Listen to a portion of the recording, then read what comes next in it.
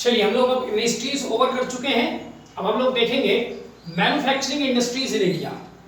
पहले थोड़ा सा हम लोग इसके हिस्ट्री वगैरह को देखते हैं, कुछ इंडस्ट्रियल पॉलिसीज वगैरह देखते हैं, फिर एक एक सेक्टर उठा करके हम लोग देखेंगे। मैन्युफैक्चरिंग की डेफिनेशन थोड़ा सा देखते हैं। Processing of primary products into more refined and usable forms, यानी कोई प्राथमिक वस्तु हमारे पास है उसको इस तरीके से प्रोसेसिंग करना कि वो ज्यादा रिफाइंड हो जाए और ज्यादा उपयोगी हो जाए। जैसे गेहूं है, गेहूं को आटा में कन्वर्ट करना, आटे को ब्रेड में कन्वर्ट करना, ठीक है, ऐसी इसको हम मैन्युफैक्चरिंग कहते हैं। यह दूसरी डेफिनेशन भी है, ट्रांसफॉर्मेशन ऑफ नेचुरल मटेरियल्स, प्राकृतिक वस्तुओं का इस प्रकार से रूप परिवर्तन into commodities of utility by processing, assembling and repairing, यानी प्राकृतिक वस्तुओं का इस प्रकार से रूप परिवर्तन ताकि हम ऐसी वस्तु बना सकें जो कमोडिटीज ऑफ यूटिलिटी हो, माने हमारे उपयोग की वस्तुएं हो, और ऐसा हम कर सकते हैं प्रोसेसिंग के माध्यम से, असेंबलिंग के माध्यम से या रिपेयरिंग के माध्यम से। प्रोसेसिंग माने प्रसंस्करण के माध्यम से, असेंबलिंग या रिपेयरिंग के माध्यम से। अगर हम ऐसा कुछ करते हैं कि किसी नेचुरल वस्तु का हम रूप इस प्रकार से बदल सकें कि वो ज्यादा उपयोगी हो जाए, तो इस प्रोसेस को मैन्युफैक्चरिंग कहते हैं। जैसे उदाहरण के लिए हम वुड पल्प, पेपर से पेपर बना सकते हैं हम फ्रॉम वुड पल्प से, लकड़ी से पेपर बना लेना, शुगर केन से शुगर बना लेना, ठीक है। तो ये तमाम जो प्रोसेस है ये मैन्युफैक्चरिंग कहलाती है। अब ये सारी चीजें हम इकोनॉमिक्स में डिटेल से देखते हैं, यहां पर हम केवल इतनी बात समझ लेते हैं। अब history of manufacturing industries in India, एक छोटा सा हम लोग इतिहास देखते हैं। तो भारत में मैन्युफैक्चरिंग इंडस्ट्रीज की शुरुआत इंडिया में जब सिविलाइजेशन की स्टार्ट होती है तभी से मैन्युफैक्चरिंग इंडस्ट्री हमारे यहाँ पाया जाता है।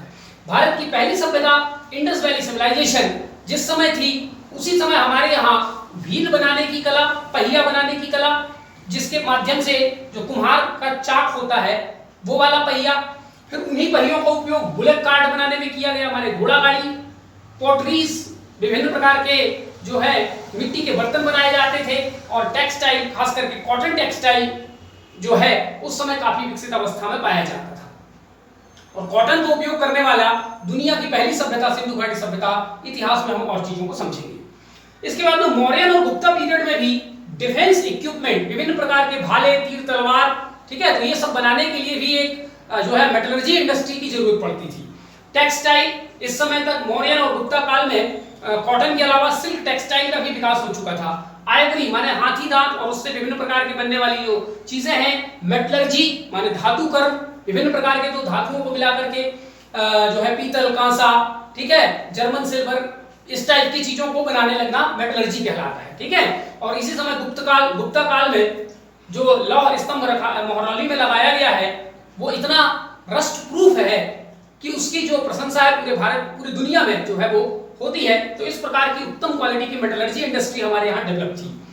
उज्जैन, गुप्त काल में उज्जैन की जो मेटलर्जिकल इंडस्ट्री थी, माने उस समय उज्जैन में बनने वाले तलवार, भाले और जो भी जो कवच वगैरह, शील्ड वगैरह होते थे वो पूरी दुनिया भर में फेमस हुआ करते थे। ड्यूरिंग मेडाइवल पीरियड, मध्यकाल में भी टेक्सटाइल सेक्टर, खास करके सिल्क और कॉटन टेक्सटाइल, और मध्यकाल में जूट टेक्सटाइल का भी विकास हो चुका था। विभिन्न प्रकार के handicraft industry, ship building, arms and ammunitions माने हथियार, गोला बारूद, ये तमाम चीजों का से रिलेटेड इंडस्ट्रीज जो है वो भारत में मध्यकाल में डेवलप थी।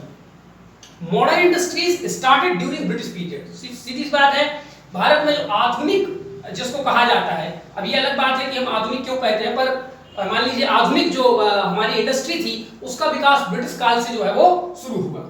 इसी समय मैंने संक्षेप में यहाँ पर चीजों को लिखा है, और डिटेल कि पहली कॉटन मिल, पहली जूट मिल, पहली कहाँ, वो जब हम सेक्टर पढ़ेंगे कॉटन जूट इंडस्ट्री, वहां पर डिटेल से बात करेंगे। उदाहरण के लिए first cotton textile mill Mumbai में 1854 में खोला गया था, और 1876 तक इन कॉटन मिल्स की संख्या बढ़कर के 47 हो गई। यानी भारत की सबसे पहली इंडस्ट्री यदि डेवलप की गई तो वो टेक्सटाइल इंडस्ट्री है जिसको डेवलप किया गया।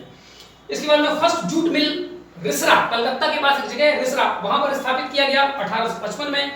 1914 तक इनकी संख्या 64 और 1938 तक इनकी संख्या बढ़कर 107 हो गई। 1921 में फर्स्ट फिस्कल कमीशन यानी पहली वित्तीय आयोग का गठन किया गया था, जिसका उद्देश्य था भारत में विभिन्न प्रकार की इंडस्ट्रीज, खास करके steel industry, textile industry, arms and ammunition industry को डेवलप करने के लिए इस फिस्कल कमीशन की जो है स्थापना की गई थी। हिंदुस्तान एयरक्राफ्ट कंपनी की स्थापना 1941 में, और बीच में भी और बहुत सारे कुछ आंकड़े मैंने छोड़ दिए हैं, वो हमें ज्यादा जरूरत नहीं है, ठीक है। उसके बाद 1947 में भारत का विभाजन हो गया, और जब विभाजन हुआ तो भारत पाकिस्तान दो देश बने। और इस विभाजन पर हमारी इंडस्ट्री पर क्या प्रभाव पड़ा, हमारे रॉ मटेरियल पर क्या प्रभाव पड़ा, इसके लिए एक टेबल हम लोग देखते हैं। तो कॉन्सिक्वेंसेस ऑफ पार्टीशन, 1947 में जो पार्टीशन हुआ उसके क्या प्रभाव पड़े, तो एक टेबल में हम देखते हैं। यहां पर हम लिखेंगे आइटम, डिफरेंट आइटम्स, यहां पर शेयर, परसेंटेज, इधर इंडिया, इधर पाकिस्तान। पहला देखते हैं एरिया। जब भारत पाकिस्तान का विभाजन हुआ तो इसके पहले जो संयुक्त इंडिया, कंबाइंड इंडिया जो थी, उसमें से 77% एरिया इंडिया को मिला, 23% एरिया पाकिस्तान को चला गया। पॉपुलेशन 82% जो है वो भारत में रह गई, 18% पाकिस्तान में चली गई। इंडस्ट्रियल एस्टेब्लिशमेंट, उस समय जितने भी इंडस्ट्रियल एस्टेब्लिशमेंट रहे होंगे भारत में, माने मिलों की संख्या, कारखानों की संख्या, फैक्ट्रीज की संख्या, ये तमाम इंडस्ट्रियल एस्टेब्लिशमेंट, उनमें से 91% भारत के पास रह गए, 9% जो है वो, ये सब परसेंटेज में यहाँ पे, ठीक है, ये सब 9% पाकिस्तान में चला गया। मिनरल प्रोडक्शन, जितना मिनरल का प्रोडक्शन भारत में होता था, संयुक्त भारत में, विभाजन के बाद 97% इंडिया में, 3% पाकिस्तान में। जूट आउटपुट, जूट का जितना प्रोडक्शन होता था संयुक्त भारत में, उसका 19% इंडिया को मिला और 81% जो है वो पाकिस्तान को चला गया। यानी जूट सेक्टर में भारत को काफी नुकसान हुआ विभाजन के बाद। कॉटन आउटपुट में 60% भारत के पास, 40%, यानी ठीक है, यहां मामला भारत पाकिस्तान को लगभग बराबर बराबर मिला। कॉटन मिल्स जो थे, तो कॉटन आउटपुट आप देख सकते हैं, परीक्षा में कभी कभी दिमाग घुमा दिया जाता है, ठीक है। तो कॉटन आउटपुट में भारत और पाकिस्तान के बीच में ज्यादा डिफरेंस नहीं था, इधर 60%, इधर 40%, लेकिन number of cotton mills Bharat में बहुत ज्यादा रहे और पाकिस्तान में बहुत कम रहा, ठीक है। तो ये कुछ आंकड़े इससे पता चलता है कि विभाजन के बाद भारत में क्या रह गया, पाकिस्तान में क्या चला गया, ठीक है। अब हम देखते हैं पोस्ट इंडिपेंडेंस इंडस्ट्रियल डेवलपमेंट, स्वतंत्रता के बाद इंडस्ट्री का कैसे कैसे डेवलपमेंट किया गया। तो पहली चीज, इंडियन फाइनेंस कॉर्पोरेशन की स्थापना 1948 में की गई, जिसका उद्देश्य था कि भारत में वित्तीय सहायता सरकार द्वारा दिया जाएगा और विभिन्न प्रकार के उद्योगों का विकास किया जाएगा। इसी समय जो है फर्स्ट इंडस्ट्रियल पॉलिसी, पहली औद्योगिक नीति 1948 में घोषित की गई, जिसके क्या उद्देश्य थे हम आगे इंडस्ट्रियल पॉलिसीज में पढ़ेंगे। तीसरे नंबर पे industrial development in 5 year plans. उसके बाद में विभिन्न पंचवर्षीय योजना 1951 से बननी शुरू हो गई, और विभिन्न पंचवर्षीय योजनाओं में भारतीय उद्योगों का विकास कैसे हुआ हम इसको देखेंगे।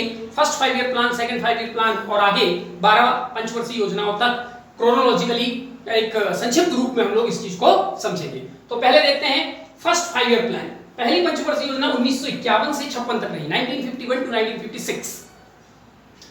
इसमें उद्योग के लिए, यहां पर हम पूरा 5 year plan, first 5 year plan पूरा नहीं पढ़ेंगे, उसमें इंडस्ट्री के लिए क्या किया गया था हम केवल वो समझेंगे, ठीक है। तो पहली पंचवर्षीय योजना का उद्देश्य भारत में एग्रीकल्चर था, माने कृषि को डेवलप करना, कृषि में आउटपुट को बढ़ाना, लेकिन उसमें थोड़ा मोड़ा इंडस्ट्री के लिए भी काम किया गया। क्या काम किया गया? Let the foundation for future progress of industries in India. प्रथम पंचवर्षीय योजना में भारत के लिए औद्योगिक विकास की नींव रखी। कोई बड़े औद्योगिक इंडस्ट्रियल सेटअप नहीं किया गया, लेकिन उसमें कुछ प्लानिंग बनाया गया, कुछ छोटे मोटे उद्योगों की स्थापना की गई, और फिर सेकंड 5 ईयर प्लान में हम तेजी से काम कर सकें, उस बात की नींव जो है फर्स्ट 5 ईयर प्लान में रखी गई। इसके अलावा 5 Indian institute of technologies IITs भी इसी समय स्थापित किया गया। Hindustan shipyard limited, Hindustan tools और इंटीग्रल कोच फैक्ट्री की स्थापना भी प्रथम पंचवर्षीय योजना के दौरान किया गया। ये महत्वपूर्ण इंडस्ट्रियल डेवलपमेंट 5 ईयर प्लान के फर्स्ट 5 ईयर प्लान में हम लोगों ने देखा।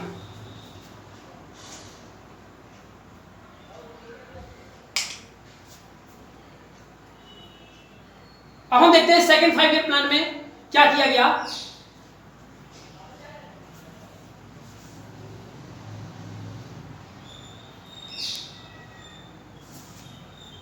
सेकंड 5 ईयर प्लान में इंडस्ट्री जो थी वो 1900 सेकंड 5 ईयर प्लान 56 से 61, 1956 टू 1961, इसमें जो टारगेट रखा गया था सेकंड 5 ईयर प्लान का वो था डेवलपमेंट ऑफ हैवी इंडस्ट्रीज।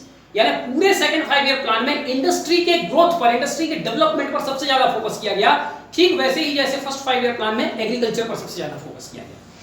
तो डेवलपमेंट ऑफ हैवी इंडस्ट्रीज माने भारी उद्योगों का विकास करना, पब्लिक सेक्टर अंडरटेकिंग की स्थापना करना और रैपिड इंडस्ट्रियलाइजेशन, तीव्र गति से भारत में औद्योगिकरण करना इसका उद्देश्य था। ठीक है, दूसरी बात इसमें expansion of pre existing iron steel plants eight Jamshedpur, Kulti, Burnpur, Bhadravati etcetera and 3 new steel plants were set up at Bhilai, Durgapur and Rourkela. तो इसमें जो पहले से जो अंग्रेजों के दौरान जो आयरन स्टील इंडस्ट्री हम लोगों ने सेटअप कर रखे थे, तो सेकंड 5 ईयर प्लान ने टारगेट रखा कि हम जो पहले से स्थापित आयरन स्टील प्लांट हैं हम उनका विकास करेंगे, उनको एक्सपेंशन करेंगे, उनमें कैपेसिटी एडिशन करेंगे, उनकी कमियों को दूर करेंगे और इसके अलावा 3 नए स्टील पावर प्लांट स्थापित किए गए विदेशी मदद से, जिसमें पहला है भिलाई जो हमने यूएसएसआर की मदद से किया, जो आज रसिया कहलाता है। दूसरा हमने दुर्गापुर में स्थापित किया यूके की मदद से, और तीसरा हमने राउरकेला में स्थापित किया वेस्टर्न जर्मनी यानी पश्चिमी जर्मनी की मदद से। तो 3 important steel power plants were set up during second 5 year plan with foreign assistance. इसके अलावा 2 फर्टिलाइजर प्लांट स्थापित किए गए। कुछ फर्टिलाइजर प्लांट्स पहले से भी काम कर रहे थे जैसे सिंदरी वगैरह में, तो 2 नए यहाँ पर फर्टिलाइजर प्लांट स्थापित किए गए, एक नांगल जो है पंजाब में और राउरकेला उड़ीसा में। ठीक है, अब देखते हैं तीसरे पंचवर्षीय योजना जो कि 1961 से 1966 तक थी। इसमें इंडस्ट्री के लिए क्या किया गया? 4 new factories of HMT limited की स्थापना की गई। ठीक है, एचएमटी लिमिटेड की स्थापना जिसका हेडक्वार्टर बेंगलोर में रखा गया था, प्रथम पंचवर्षीय योजना के दौरान ही जो है हिंदुस्तान टूल मशीन के नाम से किया गया था। ठीक है, उस समय तक इसकी एक ही यूनिट थी जहां पर प्रोडक्शन का काम होता था। थर्ड 5 ईयर प्लान में पूरे भारत में टोटल इसकी फैक्ट्रीज बढ़ के हो गई 5, यानी 4 नए फैक्ट्रीज एचएमटी की जो है थर्ड 5 ईयर प्लान में स्थापित किए गए। इसके अलावा locomotive industry, ship building industry, drugs and chemical industry के लिए भी थर्ड 5 ईयर प्लान में काफी कुछ काम किया गया। फोर्थ 5 ईयर प्लान 1969 से 74 तक, इसमें agro and mineral based industry के लिए काम किया गया, क्योंकि इसके पहले 1966 के बाद आप देख रहे हैं 3 साल का गैप है। तीसरी पंचवर्षीय योजना 1966 में खत्म हो गई, लेकिन चौथी 1969 में शुरू हो रही है। तो बीच में जो 3 साल का गैप है उस समय एक साल के लिए योजनाएं बनी थी जिसको रोलिंग प्लान कहा जाता था। और इसी रोलिंग प्लान के समय भारत में ग्रीन रेवोल्यूशन की शुरुआत हुई थी, यानी एग्रीकल्चर का विकास भारत में काफी तेजी से हो रहा था। इसीलिए जब चौथी पंचवर्षीय योजना आई तो कृषि आधारित उद्योगों पर बल दिया गया, माने कृषि के लिए विभिन्न प्रकार के उपकरण, ट्रैक्टर, हार्वेस्टर, थ्रेसर, इस प्रकार के डीजल पंप, ठीक है, इस प्रकार के उद्योगों पर काफी ध्यान दिया गया चौथी पंचवर्षीय योजना में। पांचवी पंचवर्षीय योजना में जो कि 1974 से 1979 तक रही, उसमें steel authority of India limited SAIL की स्थापना की गई। Capacity addition of steel plants at Salem, Visakhapatnam and Vijayanagar, यानी कि सालेम, विशाखापट्टनम और विजयनगर के जो स्टील प्लांट्स थे उनकी कैपेसिटी एडिशन माने उनकी क्षमता में वृद्धि का कार्य पांचवी पंचवर्षीय योजना में किया गया। छठवीं पंचवर्षीय योजना 1980 से 85, बीच में फिर 2 साल का गैप है, 79 और 80। इस समय 2 प्लान बने, उसको रोलिंग प्लान कहा जाता था। ठीक है, तो 6 5 ईयर प्लान और के पहले रोलिंग प्लान बने थे। उसी प्रकार 4th 5 ईयर प्लान के पहले रोलिंग प्लान बने थे 3, और 6 5 ईयर प्लान के पहले जो है वो रोलिंग प्लान नहीं, उसको बोलते थे कोई और प्लान बोला जाता था। ठीक है, वो हम पंचवर्षीय योजना में समझेंगे। ठीक है, यहां भी समझ लिए कि 5 बार रोलिंग प्लान बने, एक चौथी पंचवर्षीय योजना के पहले 3 और छठवीं पंचवर्षीय योजना के पहले 2। ठीक है, तो यहां पर जो छठवीं पंचवर्षीय योजना के समय जो 2 रोलिंग प्लान बने उसको कभी कभी प्लान हॉलिडे भी कह दिया जाता है, यानी इस समय वास्तव में कोई प्लान नहीं बनी। चलिए, तो छठवीं पंचवर्षीय योजना 1980 से 85 तक, इसमें इंडस्ट्री के लिए क्या किया गया?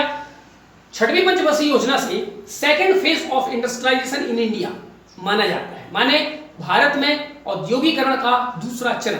तो पहला चरण कब से कब तक था? पहला चरण 1948 से लेकर के 1980 तक पहला इंडस्ट्रियलाइजेशन का फेज इंडिया में माना जाता है। दूसरा इंडस्ट्रियलाइजेशन का फेज 1980 से शुरू होता है, 1991 तक जाता है। तीसरा औद्योगिक चरण का फेज 1991 से अब तक जाता है, और हम 2020 तक मान सकते हैं। और 2020 के बाद जो है भारत में औद्योगिकरण का चौथा चरण जो है वो शुरू होने वाला है। ठीक है, तो second phase of industrialisation started in India. दूसरी बात, liberalisation of Indian economy started in a limited manner, माने काफी कुछ मात्रा में लिमिटेड तरीके से लिबरलाइजेशन ऑफ इंडियन इकोनॉमी कर दिया गया, यानी भारतीय अर्थव्यवस्था को प्राइवेट सेक्टर आदि के लिए धीरे धीरे खोलना शुरू कर दिया गया। विदेशी कंपनियों को धीरे धीरे भारत में लाना शुरू कर दिया गया, लेकिन बहुत कम मात्रा में, इसलिए उसमें लिखा लिमिटेड मैनर। लेकिन 1991 में हमने जो एलपीसी किया था, उसकी पृष्ठभूमि, उसका बैकग्राउंड, उसका फाउंडेशन छठवीं पंचवर्षीय योजना से बनना शुरू हो गया था। तो यहां तक हम छठवीं पंचवर्षीय योजना और उसमें इंडस्ट्री को कैसे कैसे डेवलप किया गया हम यहां तक पढ़ेंगे। नेक्स्ट वीडियो में हम सातवीं पंचवर्षीय योजना से लेकर 12वीं पंचवर्षीय योजना तक इंडस्ट्रियल डेवलपमेंट को समझेंगे, और उसके बाद कुछ और चीजें, इंडस्ट्रियल पॉलिसीज वगैरह कितनी बार बनी, हर पॉलिसी में क्या नई बात थी, ये सब समझेंगे। Thank you.